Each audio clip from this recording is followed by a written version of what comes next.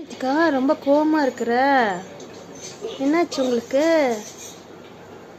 யார் என்ன சொன்னா? ஏன் மௌனமா இருக்கீங்க? யார் என்ன சொன்னா? ரித்திகா பாப்பாவை டேடி திட்டினாங்களா? எதுக்கு திட்டினாங்க? நீ என்ன பண்ண? என்னாச்சு?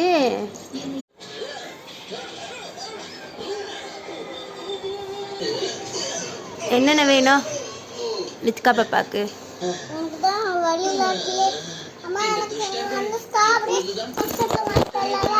வாங்கி தரேன்.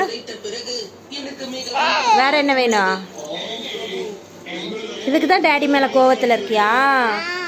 டேடி வாங்கி தர மாட்டேங்கிறாங்களா? சரி, வாங்கி தர சொல்கிறேன்.